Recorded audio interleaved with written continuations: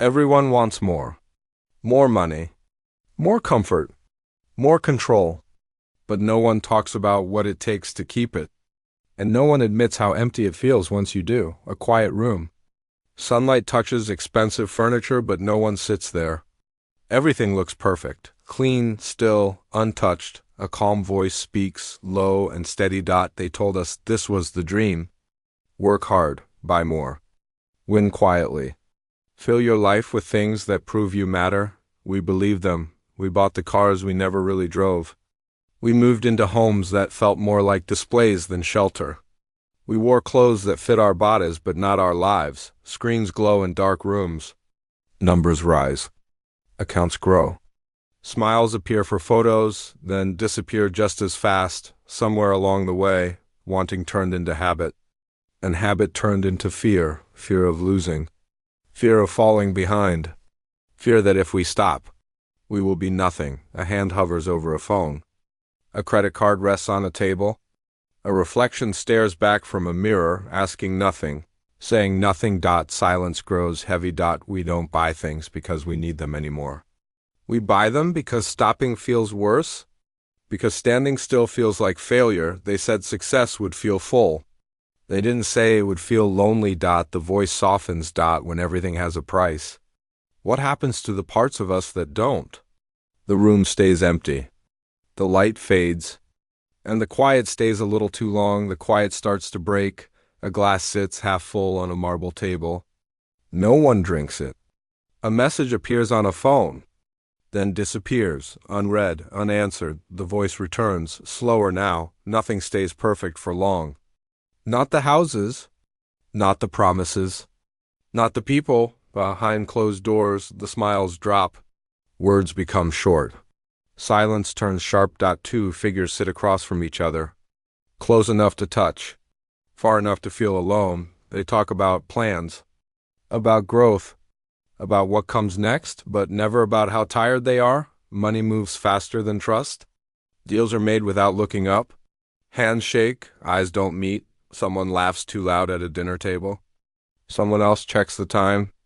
Everyone pretends not to notice. The voice lowers. When you build your life on winning, someone always has to lose. Jealousy hides behind polite words. Control hides behind care. Love turns into a quiet competition. Who earns more? Who needs less? Who walks away first? A door closes. Not slammed. Just firm enough to mean something. At night, the city lights stay on. Rooms glow high above the street. People stare out of windows instead of at each other. They scroll through faces. Perfect lives. Perfect moments. None of them real. A hand tightens around a glass. A jaw clenches. Breathing slows. The voice becomes almost a whisper. We don't say what we want anymore. We say what sounds right. What keeps things calm? What keeps things moving? Because stopping would mean asking questions. And some questions cost too much. A mirror reflects a face we never fully see. Eyes tired. Expression blank. The reflection looks successful. It looks safe. It doesn't look happy. The silence comes back. But this time it feels angry. Something is starting to crack. The calm breaks. Lights flash. Doors close too hard. Phones vibrate again and again. Unanswered. The voice returns. But it no longer sounds patient. At some point, wanting more stops being a choice. It becomes pressure. It becomes a weight on your chest when you try to sleep. Fast cuts. A hand signs a paper without reading it. A screen shows numbers dropping for the first time. A glass slips from a hand and shatters on a clean floor. No one reacts. We told ourselves this was temporary. That the stress meant progress. That the fear meant we were close to something bigger. But the rules changed quietly. Now everything feels watched. Every move measured. Every mistake saved. A voice message plays, then stops halfway. A text is typed. Deleted. Typed again. Two people sit across from each other, faces unseen, saying nothing. Trust fades first. Then patience. Then truth. The voice grows sharper. You start cutting corners. Calling it smart. You start lying a little. Calling it necessary. The things you once said you would never do suddenly feel possible when the cost of losing feels higher than the cost of doing wrong. Music rises. Images blur. City lights rush past like they're trying to escape. Someone runs not fast enough. Someone waits too long. Someone watches everything fall and says nothing. The voice lowers, almost a whisper. There is a moment when you realize you can't go back. Not to who you were. Not to what you believed. Not to the life you said you were building. Another crash. Another silence. The reflection in the mirror looks different now. Tired, alert, changed. You finally have everything you fought for. But it's fighting back. The sound cuts out. Only breathing remains. Everything slows down. The noise fades. The city stands still. The screens go dark one by one. The voice returns, softer now. Not calm, not angry. Just honest. After all the chasing, after all the deals, the nights without sleep, the promises made and broken, you're left alone with what you chose. A long hallway, empty, footsteps echo, but no one appears. The things that once felt powerful now feel distant. The money sits untouched. The awards gather dust. The silence feels heavier than the noise ever did. You start asking questions you avoided before. Was it worth it? Who did you become to get here? And who did you leave behind? A hand reaches for something familiar, then stops. Because you know now, owning everything doesn't mean you control it. Sometimes it owns you. The voice pauses. We measure life in wins and losses, in numbers and names, in things we can show. But the things that matter most don't fit on a screen. They don't have a price. And once they're gone, you don't get them back. A final image, a reflection in glass, still faceless, still watching. The voice asks one last question. If you had the chance to choose again, would you still want more? Silence. The title appears.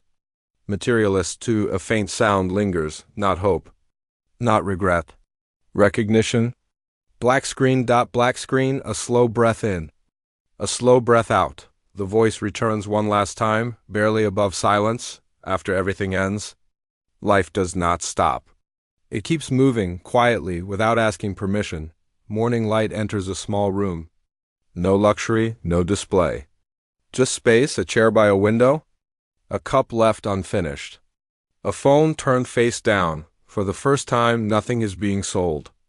Nothing is being proven. The voice speaks gently. There was a time when more felt like the answer. When growth meant distance. When being busy meant being important, but now the noise is gone. And what remains can't be hidden. Memories surface. Not the big moments. The small ones, laughter that didn't need a reason. Silence that felt safe. A version of yourself that didn't need approval. A shadow crosses the wall. Someone passes by outside. Life, simple and untouched. The voice continues. We spend years chasing things we can replace, and forget to protect the things we can. Single quotes. Trust, time, connection. These don't come back once. They're spent. The screen stays still. No lesson is announced. No apology is spoken. No promise is made, because some stories don't end with change. They end with awareness. The voice lowers. You don't need everything. You never did. A final pause. The sound of the city returns, soft, distant, alive. Text fades and slowly. This is not a warning. It's a mirror. Black. A single beat. Coming soon. Silence. One final breath. The screen stays black longer than expected. Then a soft, distant sound, not music, not noise, just presence. The voice speaks. Barely there. This is what it costs. A slow flicker of light. The title appears. Simple and cold. Materialists. 2 below it. Smaller, quieter. 22:6. No faces. No answers. No comfort. Just the feeling that something true has been seen. The sound cuts. Black screen. A 2:4.